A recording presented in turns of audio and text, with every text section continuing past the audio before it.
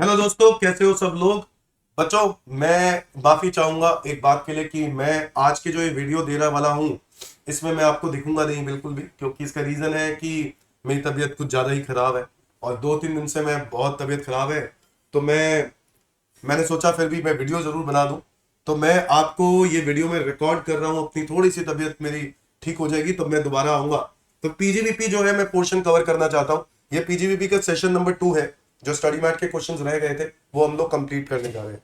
ठीक है, तो स्टार्ट करते हैं इस वीडियो को। हाँ जी, तो स्टार्ट करते हैं इलस्ट्रेशन नंबर 75। देखो, स्टार्ट करने से पहले मैं आपको बता दूं, इस क्वेश्चन में है मिस्टेक। ठीक है, इस क्वेश्चन में एक मिस्टेक है जो मैंने नोटिस किया, तो मैंने कहा आपको मैं बता दूं। इलस्ट्रेशन 75 में मिस्टेक है। ठीक है, आपको दिया है tax consequences, state the tax consequences in several previous year. क्या डेट में मिसिंग है? 12 दिसंबर 2023 होना चाहिए था, 22 के हिसाब से इन्होंने लिख दिया है तो गलत कर दिया है इन्होंने। आंसर नीचे 23 के हिसाब से किया हुआ है, तो मैंने आपको पहले ही क्लैरिफाई कर देता हूं। चलो इस क्वेश्चन को करते हैं। बच्चों, आपको क्वेश्चन में दिया है 3 लाख रुपए का लाइसेंस है। ओके, 3 लाख रुपए का लाइसेंस है और आपने लाइसेंस खरीदा तो 14 जुलाई 2020 को है, बट आपने पेमेंट 14 जुलाई 2021 को किया है। तो क्योंकि पेमेंट 2021 को की है तो 20-21 में तो डिडक्शन मिलेगी नहीं। अगर मैं 20-21 अगर मैं डिडक्शन की बात करूं तो 20-21 में तो डिडक्शन मिलेगी नहीं, क्योंकि जब तक पेमेंट नहीं देते हैं डिडक्शन नहीं मिलती है। 2021-22 में मिल जाएगी। कितने रुपए की? 3 लाख रुपए दिए थे, डिवाइडेड बाय कितनी लाइफ रह गई? 6 साल। 7 साल का लाइसेंस था, 7 साल का लाइसेंस था, 6 साल बच गए, तो 50,000 रुपए की 21-22 में डिडक्शन मिल जाएगी। 22-23 में भी मिल जाएगी, बिल्कुल मिल जाएगी। 22-23 में भी सिमिलरली 50,000 रुपए की डिडक्शन मिल जाएगी। अब अगर हम लोग देखें 1/4/2023 को रिमेनिंग वैल्यू, तो रिमेनिंग वैल्यू आ रही है बच्चों 2 लाख रुपए। इसको बुक वैल्यू कह सकते हो आप। और आपने लाइसेंस बेच दिया है ड्यूरिंग द ईयर, उस साल डिडक्शन कितनी होगी डिपेंड करता है। लाइसेंस मैंने कितने का बेच दिया है? 1,20,000 का बेच दिया है, तो कितने रुपए बच गए? 80,000 रुपए बच गए। दोस्तों, जो 80,000 रुपए बच गए 2023-24 में, उस अमाउंट की मुझे डिडक्शन मिल जाएगी। तो 2023-24 में मेरे को कितने साल रह गए? 4 साल हो रह गए, तो 80,000 को मैं डिवाइड कर दूंगा 4 सालों में, तो इस साल डिडक्शन मिलेगी 20,000। अगर आप मुझसे पूछोगे 24-25, तो 24-25 में भी मिलेगी 20,000। मतलब ऐसे ही और 2 साल चलेगा, तो उस हिसाब से आपका पूरे डिडक्शन क्लेम हो जाएगी।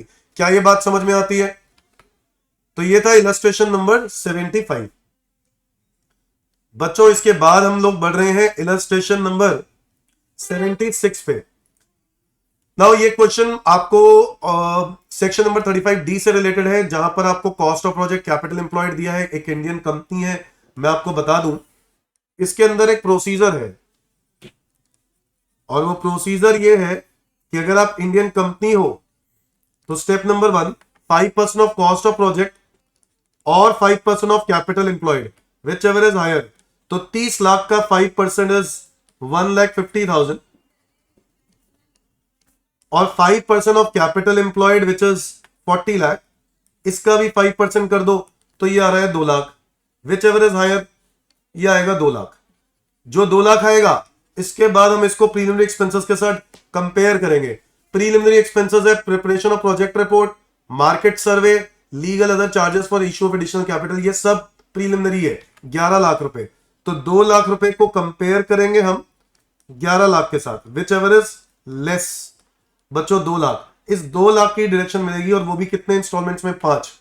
तो यानी हमें आंसर मिलेगा 40,000 रुपए। एवरी ईयर हमें कितने रुपए की डिडक्शन मिलेगी? 40,000। चलो अब बढ़ते हैं illustration number 77। Debit side of P&L account of Mayank Limited show the following expenses which have been due but are outstanding as on 31st March। तो ये कुछ खर्चे हैं जो डेबिट साइड पे डाल रखे हैं, उसकी डिडक्शन लेने की बात हो रही है। Due date for filing of return. बच्चों, इलस्ट्रेशन नंबर 77 है, बहुत आसान है ये क्वेश्चन। अगर आप लोगों ने पॉइंट पढ़ा हुआ है कि सेक्शन नंबर 43B में कुछ खर्चे होते हैं जिनको पेमेंट बेसिस पे ही डिडक्शन मिलती है, और वो है लीव एनकैशमेंट, रिटर्न से पहले पहले पे कर देगा तब भी मिल जाएगी। रिटर्न है 31 अक्टूबर को और पहली पेमेंट दे रहा है 15,000, तो 15,000 की मिल जानी चाहिए। बोलो हाँ या ना? 15,000 की मिल जानी चाहिए, इसके अलावा नहीं मिलनी चाहिए। Yes, illustration number 77। अगर आप मुझसे पूछ रहे हो कि लीव एनकैशमेंट में कितनी मिलनी चाहिए, तो लीव एनकैशमेंट में 15,000 रुपए की डिडक्शन हमें अलाउ हो जानी चाहिए। Is that clear everyone? अगर आप मुझसे पूछ रहे हो 23-24 के लिए, 23-24 के लिए, ठीक है। फिर इंटरेस्ट पेबल टू बैंक, यहां पर भी अगर रिटर्न से पहले पहले पे कर दिया, जो कि 3,000 दे दिया है, तो इस पर भी मिल जानी चाहिए। इंटरेस्ट ऑन लोन पर 3,000 रुपए की मिल जानी चाहिए। इसके बाद बोनस पेबल टू एम्प्लॉइज, इसमें भी रिटर्न से पहले पहले 30 और 57 दोनों ही पे कर दिए हैं, तो 87,000 पूरी मिल जाएगी बोनस की। तो ये भी सेक्शन 43B है और ये भी मिल जाएगी। इसके बाद आ जाओ interest payable to LIC loan, इसमें रिटर्न से पहले पहले सिर्फ 50,000 पे कर पाए, तो ये भी सिर्फ 50,000 रुपए तक मिल जाएगा। तो अगर आप पूछोगे टोटल 23-24 में कितना मिलेगा, तो ये बनेगा 7 3 10 5 15 2 10 15 1,55,000 23-24 में 1,55,000। मैं इनके आंसर्स अलग तरीके से दिए। डिडक्शन 23-24 की बात करें, अच्छा असेसमेंट ईयर, तो ये मिलना चाहिए 15,000, बिल्कुल ठीक। 3,000, 87,000 और 50,000, ये बिल्कुल ठीक है। असेसमेंट ईयर 24-25 ही है ना ये, तो बिल्कुल ठीक है। तो इनकी डिडक्शन सेक्शन 43B में बेसिस पे, पेमेंट बेसिस पे मिल जाएगी। आगे आ जाओ दोस्तों, इलस्ट्रेशन नंबर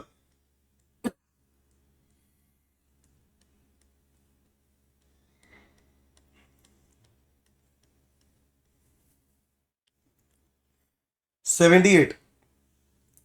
बच्चों इस क्वेश्चन में, ये फर्म का क्वेश्चन है, फर्म का है ना? नहीं, फर्म का नहीं। एक कंपनी, एक फर्म है वैसे तो, is engage in business of trading, clothing business, और अकाउंट पे चेक से 25 लाख रुपए मिला है। टोटल टर्नओवर 1,57,80,000 है, जिसमें से 25 लाख अकाउंट पे चेक से मिला है। आपको कैलकुलेट करना है net income. Assuming that taxable interest income is 90, long-term capital gain 140, firm is eligible for claiming deduction of 15,000 under ATG.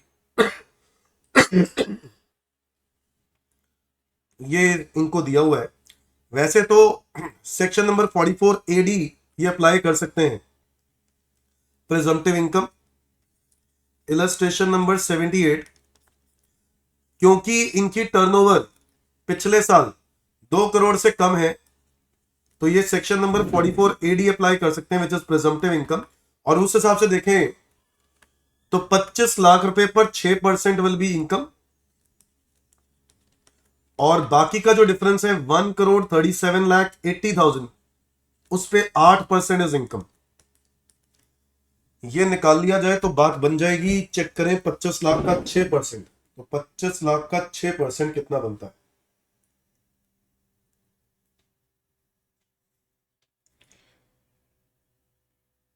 1.5 lakh रुपए ये हो गया,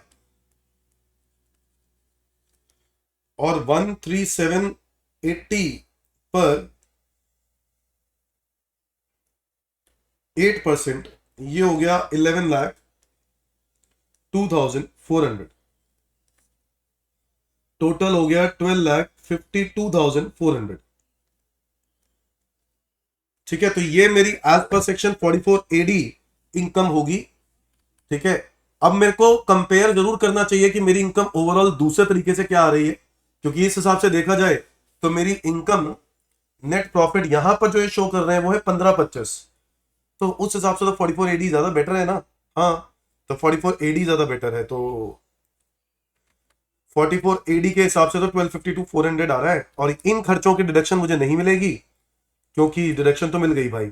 इसके अलावा टैक्सेबल इंटरेस्ट इनकम, ये मेरी अदर सोर्सेज इनकम है,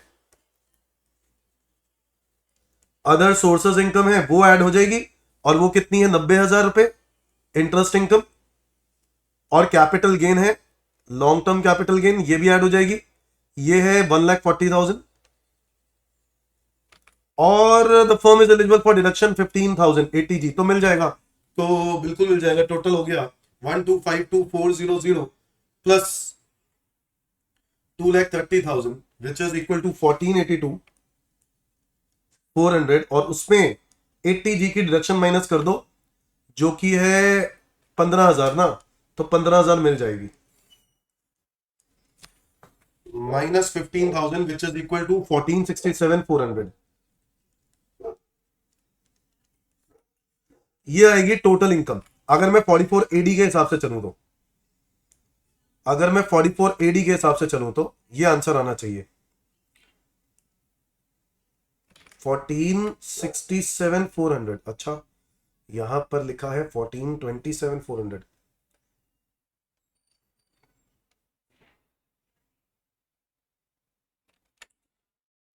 एज पर 44AD तो यही होना चाहिए, 1,50,000, 1,50,000 10,62,400। अच्छा, मैं यहां पे कुछ गलती कर रहा हूं क्या, 1,37,80,000 नहीं बन रहा क्या? ओ, मुझे लगता है यहां पे मैंने टोटलिंग में कुछ गलती कर दी है, मैं तभी कहूं 25 लाख है ना, ये गलत कर दिया। 157,80,000 माइनस 25 लाख, ओ 132,800 आएगा, सॉरी, यहां पर 132,800, और 1,32,80,000 का 8% ये बन रहा है, ये बन रहा है 10,62,400। मेरी मिस्टेक है बेटा, आंसर बिल्कुल ठीक है, ये मेरी मिस्टेक है। Plus 1,50,000 which is equal to 12,12,400, और इसके अंदर ये ऐड कर दिया प्लस 90,000 प्लस 140, ये आ गया 14,42,400। ओके, और उसमें से 15,000 रुपए माइनस कर दो, 14,27,400, तो ये ही आ रहा है करेक्ट आंसर जो इन्होंने दिया। ठीक है, 14,27,400 बिल्कुल सही आया। अब ये एक तो तरीका ये है कि जब आप प्रिजम्पटिव इनकम से फाइंड आउट करके देख लो, ठीक है, ये वाला आंसर आ गया ना। और एक है कि अगर आप प्रिजम्पटिव इनकम ना लो, if does not opt for presumptive, अगर प्रिजम्पटिव के लिए ऑप्ट नहीं किया जाए तो क्या इनकम होगी? तो ऐसे केस में सिंपली आपको क्या करना होगा, ये इनकम दी हुई है, कितनी दी हुई है, 15,25,000, तो यही नेट प्रॉफिट होगा, नेट प्रॉफिट 15,25,000 यही हो जाएगा। और इसके अंदर बस सिंपली हम ऐड कर देंगे क्या, जो इसके अदर इनकम्स हैं, जो कि दिया है long term capital gain 140, other sources यानी इंटरेस्ट इनकम 90,000, और डिडक्शन मिल जाएगी बस, तो ये ऐड कर दो 15,25 में प्लस 2,30,000 1755, और 1755 में से माइनस कर दो आपका डिडक्शन 15,000 रुपए का, तो ये माइनस कर देंगे तो 17,40,000 80G की डिडक्शन, तो ये आ गई मेरी टोटल इनकम। तो 17,40,000 इज माई आंसर, जो दूसरा तरीका होगा, है ना। तो अगर क्वेश्चन हमसे पूछता कि क्या ऑप्शन लेना चाहिए, तो ऑब्वियसली आप ये कहते हैं कि 44AD में उसका ऑप्शन सही रहेगा, उसकी इनकम कम बनती है। इलस्ट्रेशन नंबर 79 आ जाओ। एक्सन कंपनी एक फर्म है जो कि ट्रेडिंग कर रहा है, 57,80,000 उसका टर्नओवर है, जिसमें से 25 लाख रुपए अकाउंट पे चेक से मिला है, और ये कुछ डिडक्शंस भी दी हुई हैं। सिमिलर क्वेश्चन है, मुझे नहीं लगता कुछ इसमें अलग है। 79 सिर्फ फिगर्स चेंज कर दी हैं, सेम क्वेश्चन बना दिया इन्होंने। तो यहां पर आपका टर्नओवर 5780 है, जिसमें से 25 लाख रुपए अकाउंट पे ही चेक है, तो मैं एज पर सेक्शन 44AD निकाल लेता हूं, जिसमें से 25 लाख रुपए पर तो आप ले लो 6%। 25 लाख पे 6% कितना बनेगा, ये हमने निकाला था ना, 25 लाख पे 6%, ऊपर मैंने निकाला ना 25 लाख पे 6%, 1,50,000, तो 1,50,000 रुपए वो हो गया, और बाकी का जो डिफरेंस है 5780 में से 25 लाख हटा दो तो 3280, 3280 उस पर 8%, 8% ये आ रहा है 262,400। तो टोटल कितना आ गया? 4,12,400, 4,12,400। तो ये हो गई मेरी as per section 44 AD income. Done. अब मेरी 44 एडी के हिसाब से इनकम आ गई 4,12,400। अब इसके अंदर कुछ और इनकम भी दी हुई है, वो इनकम ऐड कर दो, जैसे कि अदर सोर्सेस। इंटरेस्ट इनकम दी हुई है 90,000। इसके अलावा लॉन्ग टर्म कैपिटल गेन वो दिया हुआ है 1,40,000। इसके अलावा आपको फॉर्म लिखा है 80G में डिडक्शन के लिए एलिजिबल है, तो टोटल कर लो 2,30,000 इसमें ऐड कर देते हैं, 642,400। ये हो गई मेरी ग्रॉस टोटल इनकम, और 80G की डिडक्शन 15,000 रुपए की मिल जाएगी, है ना। लो जी, तो ये आ गया 627,400। अगर 44 AD ऑप्ट करते हैं तो ऐसा होगा, और अगर नहीं करते हैं, if does not opt for presumptive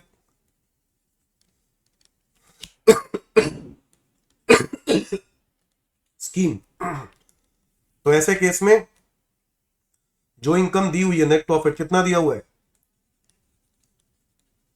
25,000, तो ये तो ज्यादा सही पड़ेगा। 25,000 का प्रॉफिट आ रहा है, प्लस अदर सोर्सेज सिर्फ 90,000, तो ये तो काफी अच्छा पड़ेगा। लॉन्ग टर्म कैपिटल गेन 140, तो ये हो गया 230, 255, और उसमें से 80G की डिडक्शन जो कि है 15,000, तो 240। तो आप तो यही बोलोगे कि ये वाला ज्यादा बेटर ऑप्शन है ना। यस, 240 और दूसरा आ रहा है 627,400। ठीक है जी, तो इस तरीके से निकालना है बस। आगे आ जाओ 44 ADA, इलस्ट्रेशन नंबर 80 है, illustration number 80।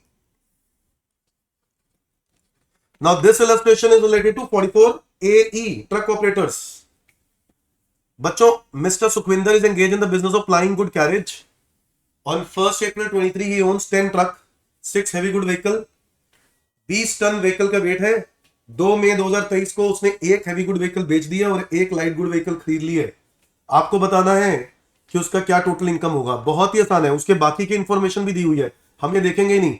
As per section number 44 AE उसकी प्रिजम्पटिव इनकम क्या होगी बताओ। 6 ट्रक हैवी गुड व्हीकल हैं। अगर मैं अप्रैल मंथ की बात करूं, अप्रैल 2023 की बात करूं, तो उस महीने में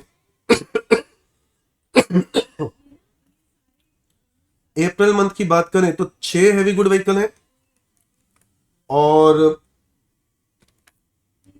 1,000 पर टन इनकम माननी है तो 20 टन है। 1,000 पर टन पर मंथ यानी एक महीने का। और हम बात कर रहे हैं कितने ट्रक हैं इस टाइम पर, 6 ट्रक है, वो तो हमने कर ही दिया। तो 6 ट्रक हो गए 1,000 पर मंथ पर ट्रक पर टन, तो ये हो गया। ये इनकम हो गई एक मंथ की, तो ये हो गया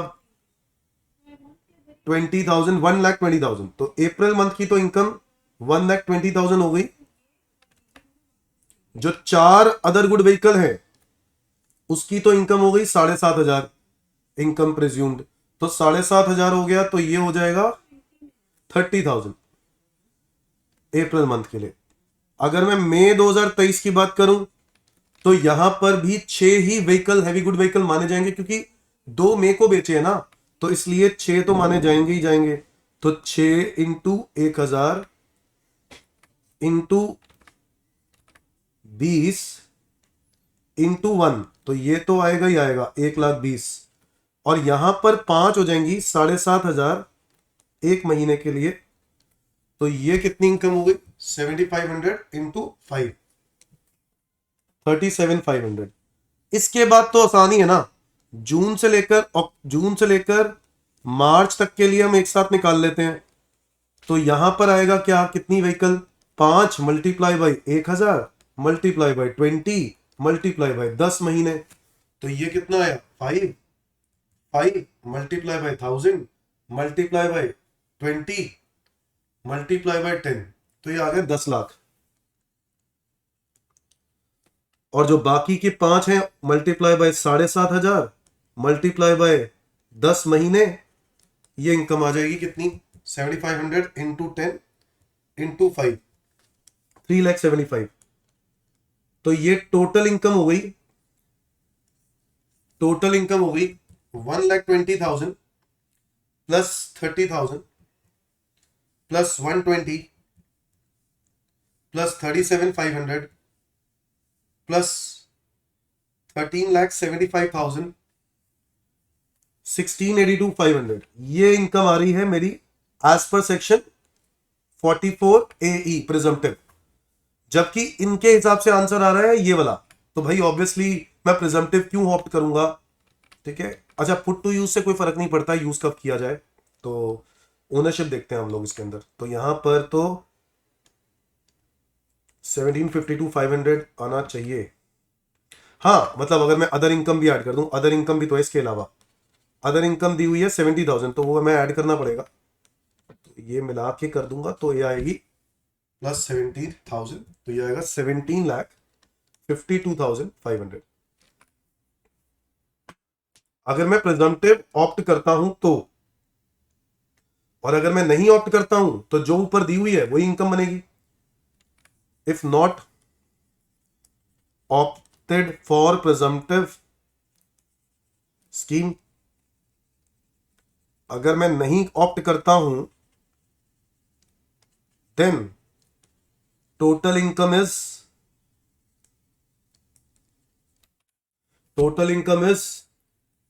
7,45,000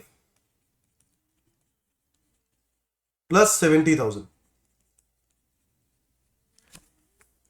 7,45,000 plus 70,000 which is equal to 8,15,000। 8,15,000 है, ओहो 8,15,000 है। एक सेकेंड,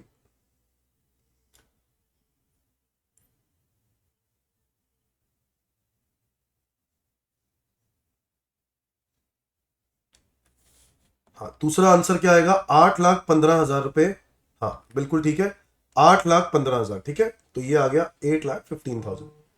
तो ऑब्वियसली मेरे लिए इनकम तो भाई 8,15,000 ज्यादा बेटर है। तो अगर क्वेश्चन मुझसे राय मांगेगा, मेरा सजेशन मांगेगा, तो मैं उनको यही बोलूंगा कि he should not opt for presumptive income scheme, है ना। सिंस लोअर इनकम, वही लिखा है नीचे देखो, since mister Sukhwinder has lower taxable income in alternative 2, तो वो चाहेगा कि प्रिजम्पटिव इनकम ना कराए और वो अपनी बुक्स की ऑडिट करवा ले, ठीक है। That's it. और कुछ देखते हैं। इलस्ट्रेशन नंबर 80 तक कंप्लीट कर लिया हमने, 81 है, ये पार्टनरशिप फॉर्म पे क्वेश्चन है। केसेस दिए ए बी सी डी, और क्या दिया है, केस नंबर ई और एफ। आपको बताना है कि इस क्वेश्चन में कितना इंटरेस्ट अलाउ होगा और कितना इंटरेस्ट अलाउ नहीं होगा। तो डायरेक्टली यहीं से ही करना है, यहीं से बता देता हूं। Interest on capital as per books है 20,000, रेट ऑफ इंटरेस्ट है 10%, तो मिल जाएगा ना 10%, क्या दिक्कत है। एज पर डीड 10% लिखा है, तो डीड के हिसाब से 10% तो मिल जाएगा 10%, डिसअलाउड कुछ नहीं होगा, ठीक है। ये बिल्कुल ठीक है केस है। केस बी में 30,000 रुपए का इंटरेस्ट है जो कि 15% है। अरे भाई 30,000 15%, आपको याद है इसमें 12 से ज्यादा नहीं मिल सकता। तो 30,000 अगर 15 है तो 12 कितना होगा, 24, 24 मिल जाएगा, 6 डिसअलाउ हो जाएगा। तो बिल्कुल करेक्ट आंसर है, 6,000 डिसअलाउ हो जाएगा। समझ में आया। 30,000 है rate of interest allowed to partners, ये 15 लिखा है डीड के अंदर, डीड साइलेंट है, डीड साइलेंट है, तो इंटरेस्ट ही नहीं मिलना चाहिए भाई साहब, इंटरेस्ट ही नहीं मिलना चाहिए। नो इंटरेस्ट इज अलाउड, तो पूरे के पूरे 30,000 ही डिसअलाउ हो जाएंगे। क्या ये बात क्लियर है। फिर आपके पास 30,000 रुपए का है और डीड में इंटरेस्ट का रेट 18 दिया हुआ है, आपको मिलेगा ही 12।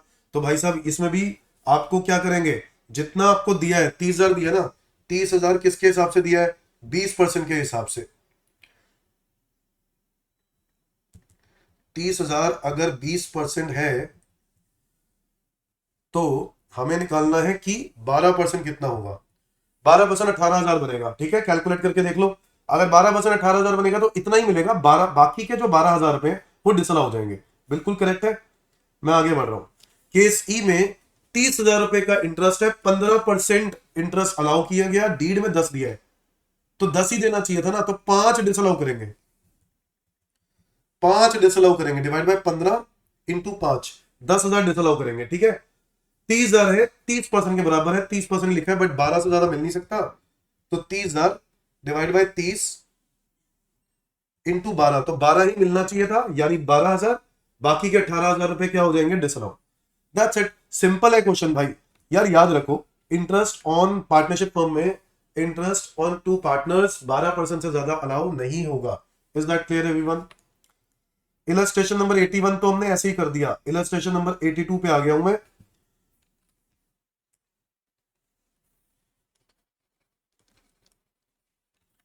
और ये इलस्ट्रेशन एक पूरा का पूरा P&L अकाउंट के बारे में है। ठीक है, तो स्टार्ट करते हैं इस क्वेश्चन को, कोई दिक्कत नहीं है। नेट प्रॉफिट आपको निकालना है, net profit as per P&L,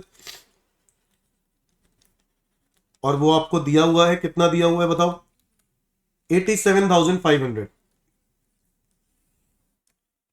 ठीक है, प्लस इसमें कर देंगे एक्सपेंसेस, जिनको डेबिट तो कर दिया but they are not allowed, but not allowed. Expenses debited but not allowed में बोनस पेड टू एम्प्लॉई। भाई बोनस दिया एम्प्लॉय को तो गलत थोड़ी ना है, तो देना चाहिए, कोई दिक्कत नहीं है, मिल जाएगी। Interest on loan taken from bank, इसकी भी मिल जाएगी।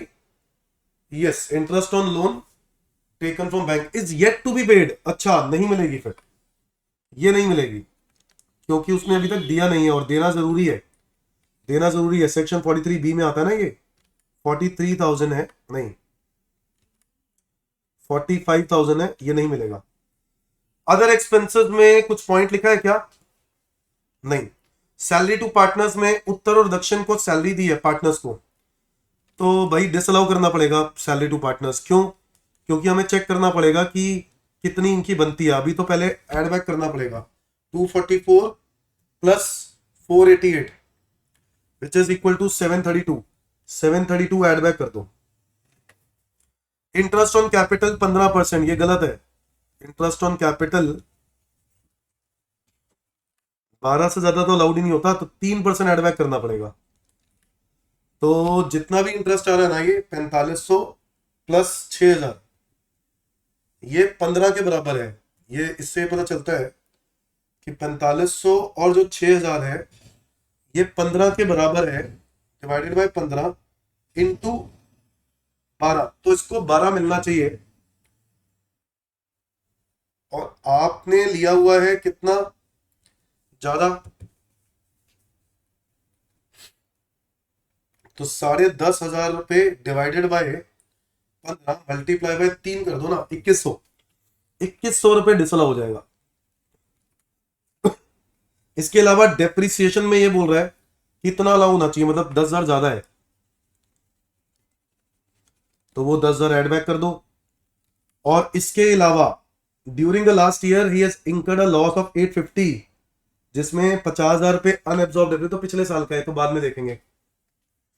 इंटरेस्ट ऑन ड्रॉइंग उत्तर और दक्षिण का, ये तो ठीक है, इसमें कुछ करने की जरूरत नहीं है, तो बस मेरे ख्याल से यही बुक प्रॉफिट हो जाना चाहिए। इसको निकालो, बुक प्रॉफिट कितना आ रहा है, 87,500 प्लस 45,000 प्लस 7,32,000, 2100, 10,000, 876,600। चेक कर लें पे, 876,600 बिल्कुल करेक्ट है, 876,600। ठीक है, 876,600 तो बिल्कुल करेक्ट है। अब हम लोग बुक प्रॉफिट, अभी हमें रेम्यूनरेशन निकालना है। रेम्यूनरेशन निकालने से पहले क्या आपको लिखा हुआ है कि अनएब्सॉर्ब डेप्रिसिएशन है 50,000 रुपए का, ये सेट ऑफ कर सकते हैं, बाकी के कोई बिजनेस लॉ सेट ऑफ नहीं कर सकते। तो अनएब्सॉर्ब डेप दिया हुआ है 50,000 रुपए, ये एडजस्ट कर दो, बचा कितना, 826,600। ये जो अमाउंट आया ना, इसके बाद हमें चेक करना है कि कितनी रेम्युनरेशन मिलनी चाहिए, और उसके लिए एक फॉर्मूला होता है। पहले 3 लाख रुपए पर 90% ऑफ बुक प्रॉफिट यानी 270 और 1.5 lakh, whichever is higher, तो 270 हो जाएगा ये। तो 270। फिर बैलेंस कितना बच गया, ये 826,600 में से माइनस कर दो 3 लाख रुपए। 526,600 में 60%, ये आ रहा है 315,960। तो ये हो गया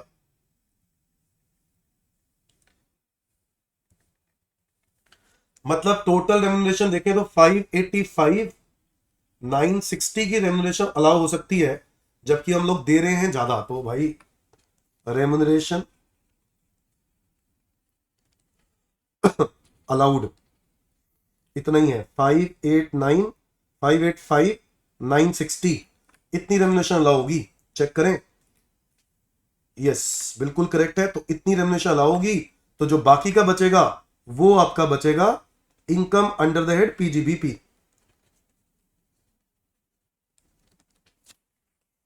$826,600 माइनस 585,960, 240,640, 240,640 ये आ गया ना। अब ये जो 240,640 आया,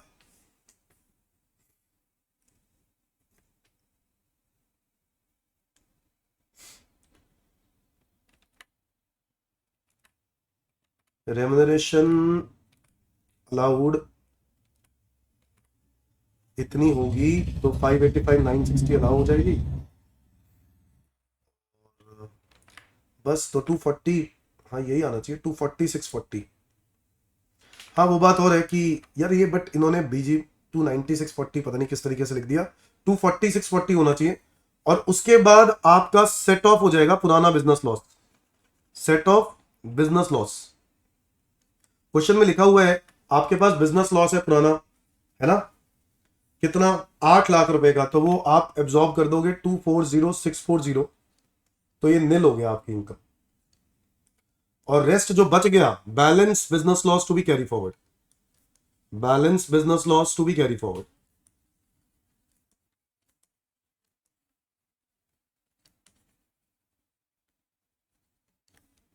सो टोटल बिजनेस लॉस था 8 लाख, और उस 8 लाख में से 240,640 रह गया, तो ये कैरी फॉरवर्ड कर देंगे।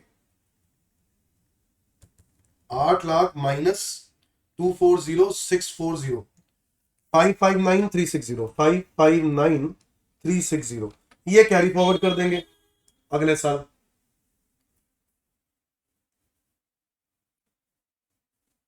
हाँ मतलब 50,000 अनएब्जॉर्ब है इसमें से, नहीं पर 50,000 अनएब्जॉर्ब वो भी हमने एडजस्ट तो कर दिया पहले।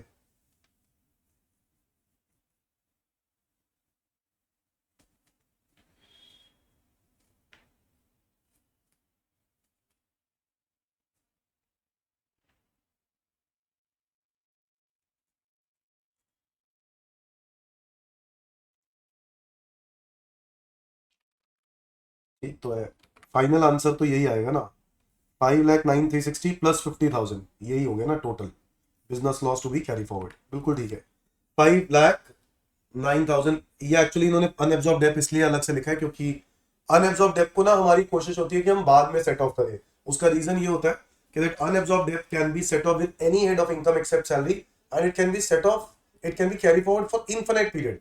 जबकि जो बाकी का जो अमाउंट है ना, वो 8 साल तक कैरी फॉरवर्ड हो सकता है अगर मैं बिजनेस लॉस की बात करूं। इसीलिए ना इन्होंने अनएब्जॉर्ब डेप यहां तो माइनस कर दिया, यहां देखोगे तो माइनस कर दिया, पर माइनस करने का पर्पस सिर्फ ये था ताकि रेम्युनरेशन निकाल सके। रेम्युनरेशन निकालने के बाद उसके बाद इन्होंने ऊपर क्या कर दिया, वापस एड बैक करके प्रॉफिट निकाल के उसके बाद माइनस किया। तो बात एक ही है, हमारा आंसर भी करेक्ट है, कोई दिक्कत वाली बात नहीं है। दैट्स इट दोस्तों, इलस्ट्रेशन नंबर 83 पे आ गए हम। Now how shall your answer be differ if brought forward loss is 9 lakh which includes unabsorbed debt 1 lakh। तो अब इनके हिसाब से चलते हैं, ठीक है, तो अब इनके हिसाब से चलते हैं और हम लोग देखते हैं कि इसकी कैलकुलेशन कैसे करेंगे। ये देख, सबसे पहले book profit after adjusting unabsorbed डेब्ट कितना आएगा। देखो बुक प्रॉफिट आपको दिया हुआ है, आफ्टर एडजस्टिंग बुक प्रॉफिट आपको निकाला ही हुआ था ना हमने पहले वाले क्वेश्चन में, वही बुक प्रॉफिट निकले थे।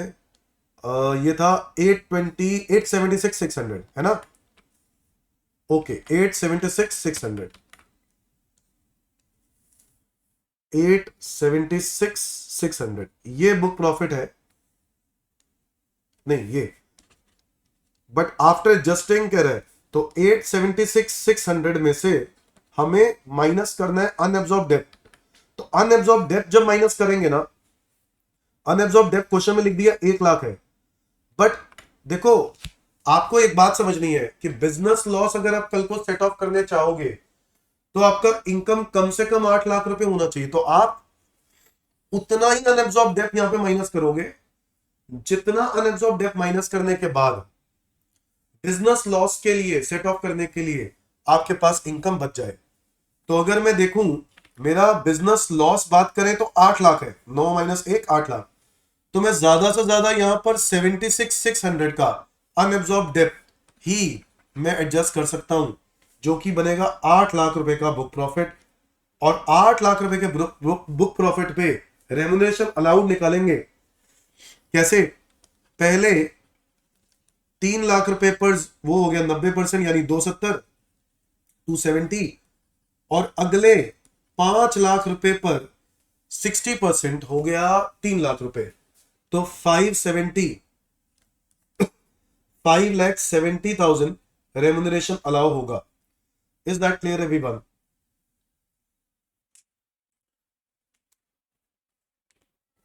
इसके बाद book profit before adjusting unabsorbed डेब्ट निकाल लो, और बिफोर एडजस्टिंग अनएब्सॉर्ब डेब्ट की बात करें तो वो था 876,600 वापस। अब रेम्यूनरेशन इसमें से अलाउ कितना किया गया 5,70,000, ये माइनस करके आएगा 3,06,600 पीजीबीपी इनकम। सेट ऑफ कर दो बिजनेस लॉस, तो बिजनेस लॉस कितना सेट ऑफ कर पाओगे 3,06,600 कर पाओगे, ये सेट ऑफ कर दिया। अब कितना कैरी फॉरवर्ड होगा, 8 लाख रुपए का बिजनेस लॉस था, 3,06,600 रुपए एडजस्ट कर दिए, तो 493,400 आप कैरी फॉरवर्ड करोगे वो, और अनएब्सॉर्ब डेब्ट कैरी फॉरवर्ड करोगे 1 लाख। ठीक है, तो ये आपका आंसर होगा। डन। तो इस तरीके से करना है हमें। ये था हमारा इलस्ट्रेशन नंबर 83। फिर आ गया 84। कितने इलस्ट्रेशन रह गए 84, 85 और 86, 3 इलस्ट्रेशन रहते हैं। चलो कर लेते हैं। 84 की बात करते हैं। इलस्ट्रेशन नंबर 84, एक प्रैक्टिसिंग चार्टर्ड अकाउंटेंट है, एक प्राइवेट कोचिंग सेंटर चलाते हैं, और ये कुछ खर्चे दिए हुए हैं आपको, उनकी जो ग्रॉस टोटल इनकम निकालनी है। तो इलस्ट्रेशन नंबर कौन सा है ये 84। तो सबसे पहले तो ये बताओ कि इनकी रिसिप्ट एंड पेमेंट दिया है, तो इनके फॉर्मेट है टैक्सेबल रिसीट वाला, तो इनकी कैश बेसिस पर अकाउंटिंग करनी है, कैश बेसिस पर ही टैक्स निकालना है। तो टैक्सेबल रिसीट्स देखो जो आया है वो उनकी इनकम है, तो ऑडिट फीस इनकी इनकम है। सीधे वाले फॉर्मेट से करेंगे 2 लाख रुपए। इसके अलावा income from other professional work, other professional work इनका his bank account details is as follows. तो अभी आप जो निकाल रहे हो वो इनकम इसके बिजनेस के लिए निकाल रहे हो, उसके बिजनेस एक तरह से तो 2 हो गए, ठीक है, बट कोचिंग वाले बिजनेस को तो इसमें नहीं डालेंगे। हाँ, कोचिंग वाला जो काम होगा वो अलग बिजनेस होना चाहिए, कोचिंग बिजनेस, कोचिंग वाला जो काम है वो अलग है, कोचिंग फीस अलग है, ठीक है। छोटा मोटा कोचिंग का भी काम कर रहे हो, बट मेन उनका प्रैक्टिसिंग का काम है। तो ऑडिट फीस आ गई, अदर प्रोफेशनल सर्विसेज ये आ जाएगी।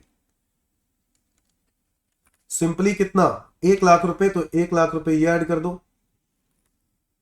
कोचिंग फीस ये इनकी अदर सोर्सेज इनकम होनी चाहिए, ठीक है, ये इनके अदर सोर्सेज इनकम होनी चाहिए। इंटरेस्ट ऑन इन्वेस्टमेंट्स भी अदर, एग्जामिनर फीस भी अदर, और रेंट फ्रॉम प्रॉपर्टी भी अदर। इसमें से ऑफिस के खर्चे, तो टैक्सेबल रिसीट्स तो 3 लाख होना चाहिए। इसमें से माइनस करना चाहिए पेमेंट अलाउड एज रिडक्शन।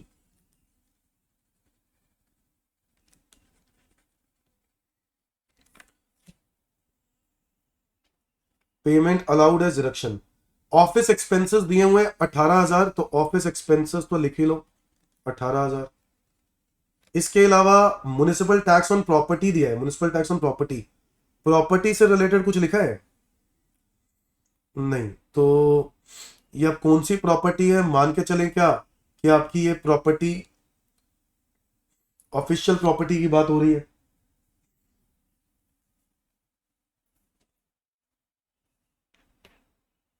तो अगर तो ये ऑफिशियल प्रॉपर्टी एजम्पशन लेंगे तो ये भी आएगा म्युनिसिपल टैक्स, कितना है 800। बट अच्छा रेंट फ्रॉम प्रॉपर्टी भी तो है अलग से, तो बेटा ये तो वहीं जाना चाहिए, फिर इसका इससे बात से कोई लेना देना नहीं है। कोचिंग एक्सपेंसेस अदर सोर्सेज में जाएगा। पर्सनल एक्सपेंसेस ये इसका कोई काम नहीं है। मेंबरशिप फीस ये आप दे रहे हो 500 रुपए। इसके अलावा life insurance premium etc income tax की मिलेगी नहीं, मोटर कार परचेज का नहीं मिलेगा, बट डेप जरूर मिलेगा ऑन मोटर कार। 1,80,000 की गाड़ी खरीदी है, 20% प्रोफेशन के लिए यूज कर रहे हो, तो 1,80,000 की गाड़ी, अच्छा लिख ही लिया है कि 27,000 ही डेप मिलता है, तो 27,000 लिख लो फिर। Depreciation allowance for motor car is 27,000 if Holi use for profession. तो 27,000 का 20% 5,400 की डिडक्शन मिलेगी। बस मोटर कार के खर्चे भी दिए तो वो भी कर दो। मोटर कार के खर्चे, मोटर कार एक्सपेंसेस कितने, 10,200 दिए, 10,200 उसका 20%, 10,200 का 20% हो गया 2,040। इसके अलावा आपके पास इंश्योरेंस और प्रॉपर्टी है, इसका कोई रोल नहीं है, खत्म। तो देखो अगर अच्छा नीचे देख लेते हैं कुछ और नोट्स तो नहीं रह गए। तो डेप्रिसिएशन वाली बात हो गई, दोनों हो गई। Outstanding fees of 31 March 24 2000 whereas 500 receivable from Meeta is considered as bad, bad debt हो गया है 500 रुपए। 31 मार्च 2024 तक 2,000 रुपए आउटस्टैंडिंग था, तो इनकम तो हमने वैसे भी नहीं दिखानी अगर हम रिसीट बेसिस पे चल रहे हैं, कैश बेसिस, तो इससे कोई लेना देना नहीं। 500 रुपए बैड डेट हो गए रिसीवेबल फ्रॉम मीता, तो हमने तो इनकम ही नहीं दिखाई, तो बैड डेट को भी खर्चा दिखाने की क्या जरूरत है, बात समझ में आई। इनकम दिखाई होगी तो बैड डेट को खर्चा दिखाएंगे, तो इसका कोई रोल नहीं है। Outstanding fees of previous year 2021 10,000 receive during the year, आपको इस साल मिली है, अच्छा, which included in audit fees, ठीक है इनकम ही तो होगी, कोई दिक्कत नहीं है, इनकम होगी। Office expenses include payment of 2,000 incurred during previous year 22-23, कोई दिक्कत नहीं है, उस साल का था पे अप कर दिया, खर्चा है डिडक्शन मिल जाएगी। तो देखो पीजीबीपी इनकम तो तय है, ये मेरी पीजीबीपी इनकम होनी चाहिए मेरी पीजीबीपी इनकम हो जानी चाहिए, जो कि बनेगी कितनी, माइनस करके देख लो जरा, ये आ रही है 3,00,000 रुपए माइनस 18,000 माइनस 500 माइनस 5,400 माइनस 2,040, ये आ रहा है 274,060, परफेक्ट 274,060, ये आ गई हमारी पीजीबीपी इनकम। बट इसके अलावा हमें उनकी इनकम और भी निकालनी है, वो है अदर सोर्सेस, और हाउस प्रॉपर्टी भी तो है, तो हाउस प्रॉपर्टी लिख लो पहले तो।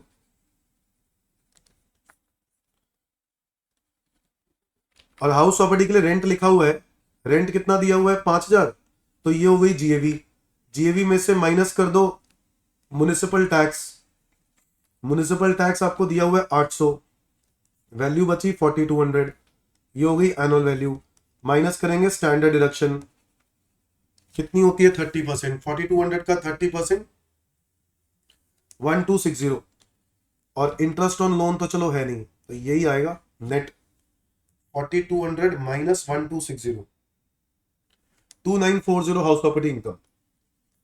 फिर इसके बाद ऐड करनी है इसमें अदर सोर्सेस। अदर सोर्सेस में अगर हम बात करें विच इज कोचिंग फीस,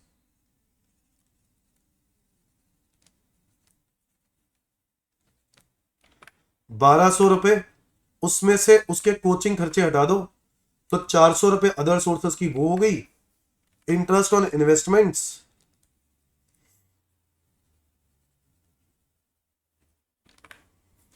2000 रुपए, और उससे रिलेटेड कोई खर्चे तो दिए नहीं तो 2000 रुपए वो हो गई।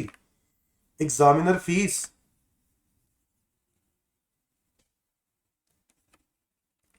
ये कितनी है, 1000 रुपए, तो वो इनकम हो गई बस। तो ये अदर सोर्सेज इनकम भी हो गई। तो मेरे ख्याल से इसकी ग्रॉस टोटल इनकम आ जाएगी, और तो कोई इंफॉर्मेशन दी भी नहीं हुई। ग्रॉस टोटल इनकम तो आ जानी चाहिए। तो 274060 plus 2940 plus 400 plus 3000 which is equal to 280400। Gross total income आ गई। बस उसके बाद क्वेश्चन में मांगा यही था वैसे, बट लाइफ इंश्योरेंस के बारे में भी लिखा है, अगर मैं आपको बता दूं इसकी डिडक्शन मिल जाएगी। अच्छा ये तो प्रॉपर्टी है, इंश्योरेंस ऑफ प्रॉपर्टी, हाँ नहीं ये है ना 13,000, इसकी डिडक्शन मिल जाएगी 80C में। तो ये मिल जाएगी 2,67,400। ठीक है, वैसे क्वेश्चन ने ग्रॉस टोटल इनकम मांगा था तो आगे निकालना तो है ही नहीं। डन, ये है इलस्ट्रेशन नंबर 84। मैं बढ़ता हूं इलस्ट्रेशन 85 की तरफ, और इस इलस्ट्रेशन में बड़ा क्वेश्चन है, काफी कुछ पॉइंट्स हैं इसके अंदर, समझने वाली बातें हैं इसके अंदर। आओ जरा देखें। नेट प्रॉफिट आपको दिया है 2,58,000, और वहां से हम स्टार्ट करेंगे। Plus expenses debited but not allowed. Purchases पे देखो कोई नोट नहीं है, सैलरीज पे कोई नोट नहीं है। नोट्स चेक कर लो, नीचे जो नोट्स दिए हैं इनमें से कोई भी किसी के ऊपर नोट नहीं है। लीगल एक्सपेंसेस पे एक छोटा सा नोट है, 2,000 रुपए paid for preparation of ITR। तो आप अपने बिजनेस की ITR ही भरवा रहे हो तो कोई दिक्कत नहीं है, मिल जानी चाहिए डिडक्शन। बैड डेट्स का डिसअलाउ नहीं होगा, बैड डेट्स तो अलाउ होता है। रेंट, रेंट पे कोई नोट है, जरा चेक करें, रेंट पे कोई नोट है। Rent includes expenditure on extension of shed on rented building. लो जी, रेंट में कैपिटल खर्चा इंक्लूड कर रखा है। However such extension was completed on 1/5/24 with a total cost of 50,000। 26,000 रुपए का रेंट के अंदर खर्चा इंक्लूड किया हुआ है, जो कि गलत है। तो भाई वो तो कैपिटल खर्चा है, उसका तो डेप मिलना चाहिए, तो रेंट को हटा दो।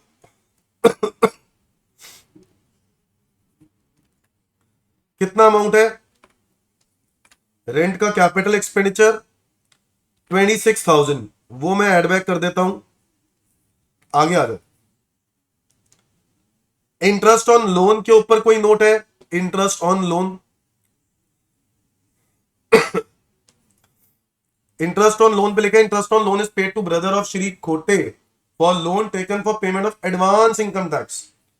भाई इनकम टैक्स के लिए लोन ले रहे हो, इनकम टैक्स तो पर्सनल होता है, तो अगर पर्सनल के लिए लोन ले रहे हो और उसको पेमेंट करने के लिए, तो उस पर इंटरेस्ट जो है उसकी डिडक्शन तो मिलनी नहीं चाहिए, तो ये तो डिसअलाउ होना चाहिए। आओ जरा देख लेते हैं, इन्होंने भी यही किया ना। हाँ, तो इंटरेस्ट ऑन लोन तो डिसअलाउ होना चाहिए, ये वाला इंटरेस्ट ऑन लोन बिजनेस के लिए नहीं है, पर्सनल है, तो 2,500 रुपए। डेप्रीसिएशन की बात करें तो डेप्रीसिएशन में तो हमें कुछ एडजस्टमेंट भी दी है।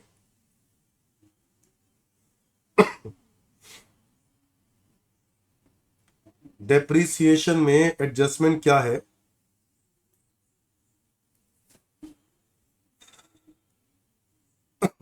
15,000 तो है ही है डेप्रीसिएशन, वो तो ठीक है, बट इसके अलावा नीचे कुछ डेप्रीसिएशन के लिए यहां पर एक इंफॉर्मेशन दी हुई है कि जो रेंट है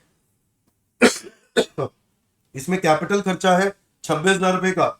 सच extension was completed on 1/5/24 with a total cost of 50,000। तो 50,000 रुपए की कॉस्ट के साथ ये खत्म हो रहा है, तो इस पे तो डेप मिलेगा ही नहीं ना, फिर ये तो अगले साल मतलब पुट टू यूज होगा, तो इस पे तो डेप मिलेगा ही नहीं, इस साल तो मिलेगा नहीं, तो कुछ नहीं करेंगे। ठीक है, फिर तो कुछ भी नहीं करेंगे, तो डेप्रिसिएशन तो अलाउ हो गया, तो हमें इस डेप्रिसिएशन में कुछ भी नहीं करना। आगे आ गया income tax paid, personal income tax की तो डिडक्शन ही नहीं मिल सकती। सेक्शन 40A(2) है ना। इनकम टैक्स 2000 रुपए, section 40 subsection A clause 2। Next is outstanding custom duty. देखो आउटस्टैंडिंग के तो नहीं मिलती इनडायरेक्ट टैक्स, पे होना जरूरी है। चेक कर लेते हैं कहीं पे तो नहीं कर दिया। कस्टम ड्यूटी से रिलेटेड कुछ पॉइंट लिखा है क्या? लिखा है कस्टम ड्यूटी आपने 31 दिसंबर तक पे कर दी है, बट 31 दिसंबर 2024 तो अगले साल में रिटर्न के भी बाद हो गया, तो नहीं मिलेगी डिडक्शन। रिटर्न के बाद पे किया है, नहीं मिलेगी डिडक्शन। कस्टम ड्यूटी की नहीं मिलेगी तो एड बैक करना पड़ेगा। अगर रिटर्न से पहले पहले पे कर देता तो मिल जाती। कस्टम ड्यूटी 25,000 रुपए एड बैक करना पड़ेगा। आगे आ जाओ। एडवर्टीजमेंट के लिए कोई एक्सपेंस के बारे में कुछ लिखा है? एडवर्टीजमेंट नहीं, तो एडवर्टीजमेंट की मिल जाएगी, हमें कोई दिक्कत नहीं है। आगे आ जाओ।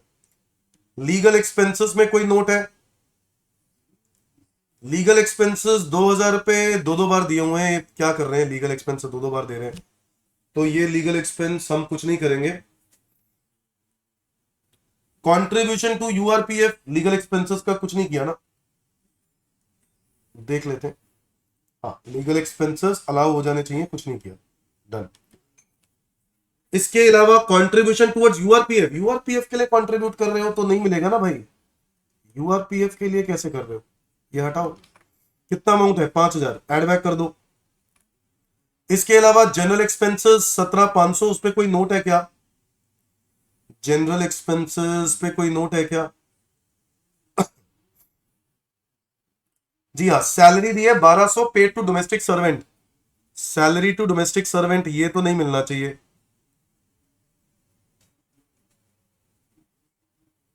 कितना अमाउंट है ये? 1200।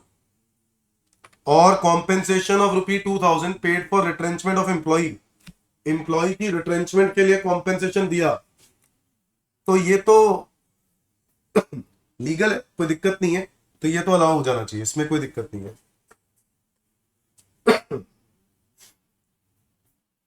इसके अलावा ट्रेवलिंग एक्सपेंस इंक्लूड्स, तो ट्रेवलिंग से भी रिलेटेड कुछ दिया हुआ है, चलो देख लेते हैं। ये तो हो गया, ट्रेवलिंग एक्सपेंसेस 1,00,000 के हैं, बट नीचे एक नोट लिखा है ट्रेवलिंग एक्सपेंसेस से related. That travelling expense includes 50,000 being cost of trip to Singapore by an employee for 10 days. However, only 8 days of the trip is useful to the business. 2 days has been allowed as a holiday to employee. तो holiday हो गया तो क्या allow नहीं होगा? Allow होगा भाई, कोई दिक्कत नहीं है, ये बेकार की बात है, इसमें कोई फर्क नहीं पड़ता।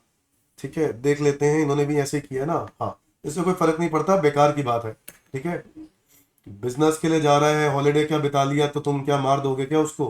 Profit on sale of import licence, ये तो एक्सपोर्ट इंसेंटिव होते हैं, इसका कुछ नहीं करेंगे। गिफ्ट रिसीव 24,000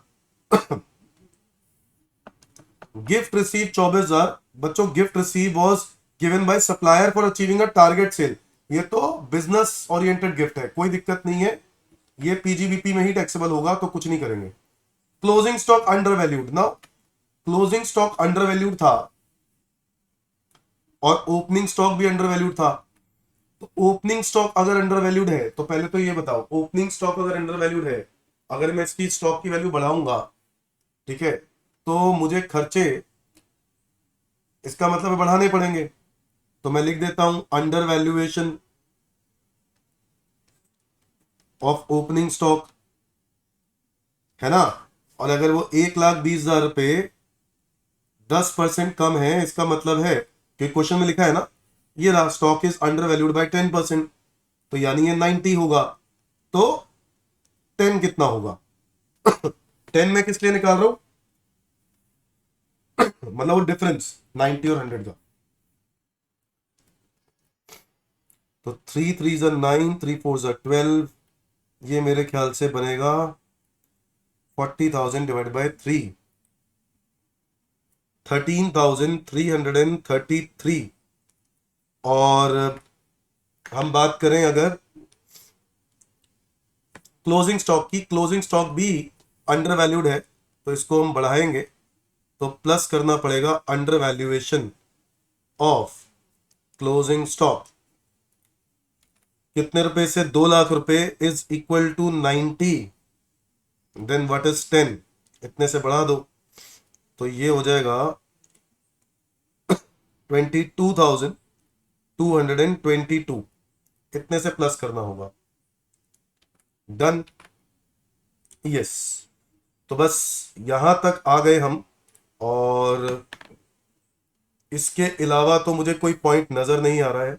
हाँ, बैड डेट की रिकवरी हुई है ड्यूरिंग द ईयर, तो वो पीजीबीपी में टैक्सेबल होना चाहिए। वो हम लिख देते हैं बैड डेट रिकवर्ड।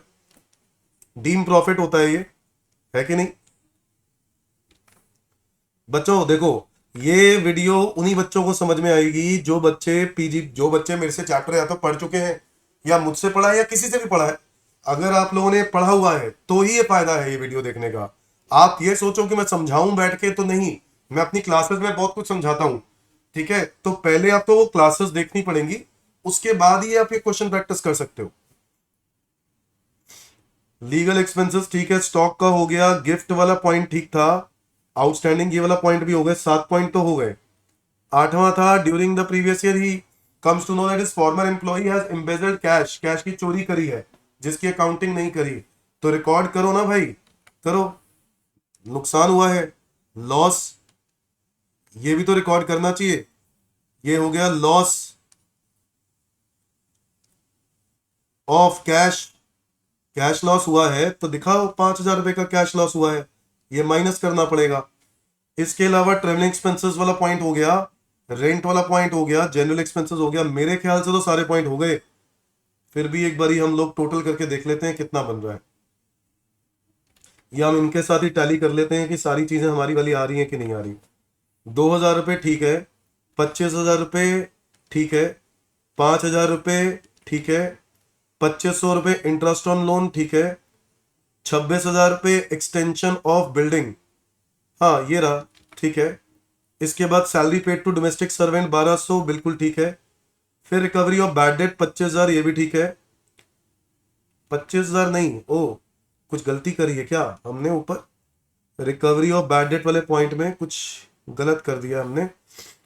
45,000 रुपए was claimed as bad debt earlier, जिसमें से 35,000 की डिडक्शन मिली थी। ओके बेटा, पिछली बार 45,000 रुपए आपने क्लेम किया था, 35,000 ही आप पीएनएल में डिडक्शन क्लेम कर पाए, यानी 10,000 तो आपने डिडक्शन क्लेम ही नहीं करी।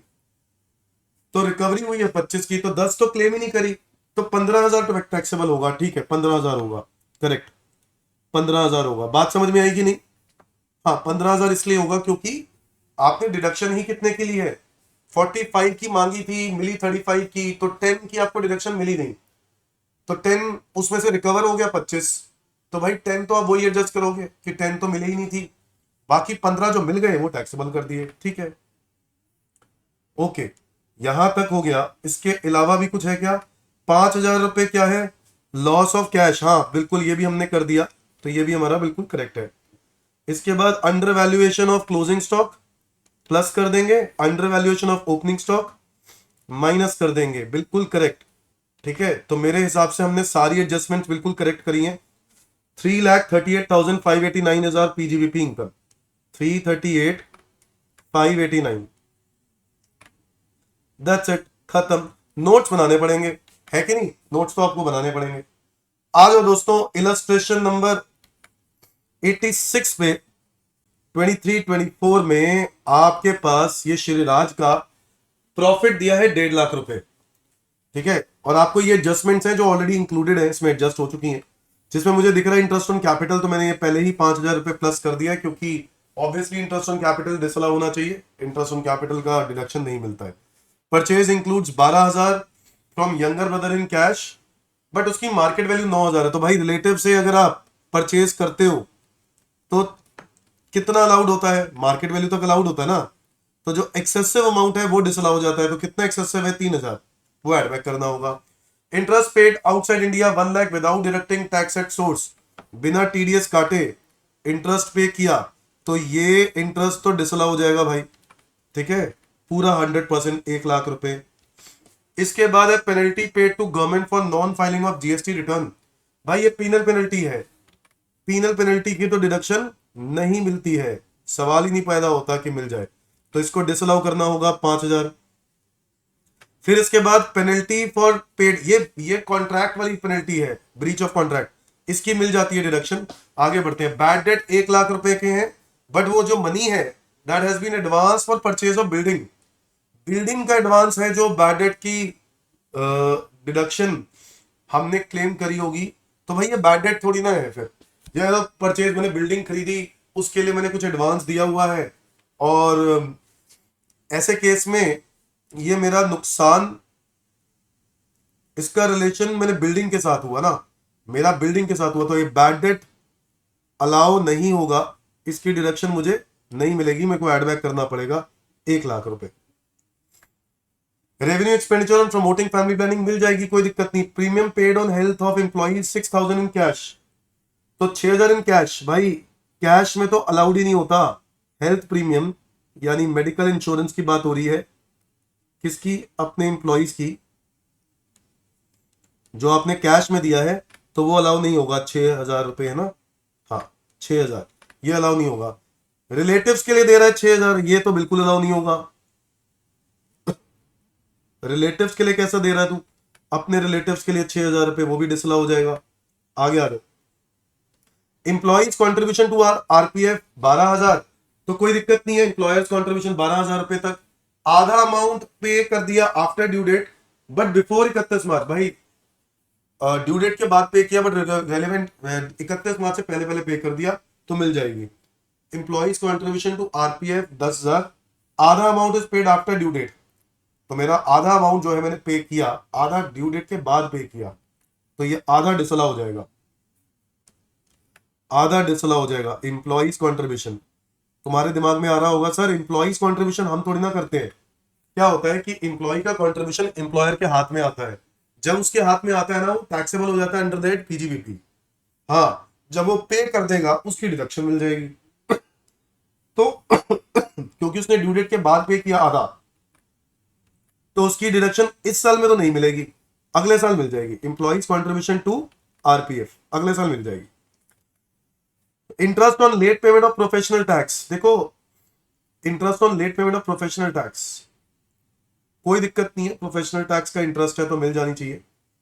Sales includes interest on late payment of refund, ये इनकम टैक्स नहीं, इसमें लिखा है interest on loan from SBI 10,000, ये interest on loan from SBI, तो लोन लिया था हमने एसबीआई से, उसको देना है 10,000, 5,000 इज नॉट पेड, तो ये तो डिडक्शन मिलेगी नहीं इंटरेस्ट ऑन लोन की, क्योंकि जब तक पे नहीं करते हैं डिडक्शन नहीं मिलती है। 5,000 रुपए ये डिसअलाउ हो जाएंगे। Interest on late refund from income tax department, मुझे डिपार्टमेंट से पैसे आने थे, मेरी इनकम दिखा दी होगी, भाई वो तो अदर सोर्सेज है, तो यहां से हटाना पड़ेगा इंटरेस्ट ऑन रिफंड, यहां से हटाना पड़ेगा, ये अदर सोर्सेज का पार्ट है, 500 रुपए हटा दो। सेल इंक्लूड सेल टू राज 10,000, भाई अपने आप को गुड्स बेच रहा है, अपने आप को गुड्स बेच रहा है, कमाल का बंदा है तू, तो अपने आप को गुड बेच रहा है, ये ऐसा तो होता नहीं है, तो सेल्स हटाओ यहां से। और उसकी परचेज भी थी 8,000 की, तो परचेज भी हटाओ यहां से। तो परचेज को आपने डेबिट किया होगा, मैंने एड बैक कर दिया, कितने रुपए? 8,000 रुपए। सेल 10,000 की मैंने दिखाई होगी, वो भी हटा दी। इसके अलावा दिया है कि आपने 80,000 रुपए डेटर से मिले at a time in cash, इससे क्या फर्क पड़ता है? डेटर से मिल गए ना, इससे कोई फर्क नहीं पड़ता, बेकार की बात लिखी है। Recovery of bad debt 10,000, 8,000 was allowed as reduction, ठीक है, तो आपने 10,000 रुपए की इनकम दिखा दी है, जबकि आपको दिखानी 8,000 चाहिए थी, तो 2,000 ज्यादा दिखा दी है। तो रिकवरी ऑफ बैड डेट 2,000 रुपए डिसअलाउ हो जाएगा, सॉरी ये टैक्सेबल नहीं होगा। इसका रीजन है कि 8,000 रुपए की डिडक्शन ली थी, तो 8,000 ही टैक्सेबल होगा ज्यादा से ज्यादा। Depreciation being debited in accounts 20,000 allowed as reduction under section 32, 20,000 रुपए का depreciation being debited in accounts allowed as reduction under section 32।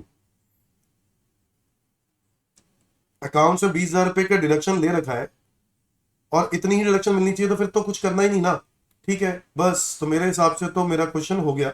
एक बारी फिगर्स वेरीफाई कर लेते हैं। ये देखो इंटरेस्ट ऑन कैपिटल 5,000 ठीक है, 3,000 ये ठीक है, 1,00,000, 5,000, फिर 1,00,000, फिर 6,000, फिर 6,000, फिर 5,000, फिर 5,000, फिर इसके बाद 8,000। डेप्रिसिएशन को इन्होंने इधर दिखा दिया है, किस लॉजिक से हटा दिया है, लगा दिया है, ये नहीं समझ में आ रहा। डेप्रिसिएशन बीइंग, अच्छा सॉरी, मैंने कहा debited in accounts, not debited in accounts. Debit किया ही नहीं है तो भाई, डेबिट किया नहीं है तो करेंगे, सॉरी, डेप्रिसिएशन डेबिट किया ही नहीं है तो करो। 20,000 रुपये ये भी माइनस करने होंगे, यही होंगे 20,000 रुपये। हाँ तो माइनस करने हैं तो करने हैं, बिल्कुल करने हैं। Interest on refund, interest on refund 500 ये रहा। इसके अलावा 10,000 क्या है, सेल्स टू, हाँ ये हटाना है। इसके अलावा 2,000 रुपये रिकवरी ऑफ बैड डेट, ये भी हटाना है, बिल्कुल करेक्ट है, सारे ठीक है। बस तो ये आंसर आ जाएगा हमारा पीजीबीपी का 3 लाख, ओहो एक सेकंड,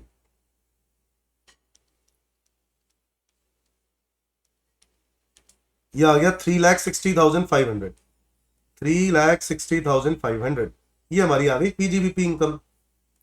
बच्चों ऐसे ही और प्रैक्टिस करने के लिए मेरे पास ना कुछ प्रैक्टिस सेशंस हैं, मेरे चैनल पर आपको प्लेलिस्ट मिलेगा प्रैक्टिस सेशन का, वो अटेंड करो, वो देखो, ठीक है, उसमें मैं और प्रैक्टिस करा रहा हूं, तो ये जरूर आपके काम आने वाला है, बहुत ही बढ़िया प्रैक्टिस है, जरूर करो, ठीक है।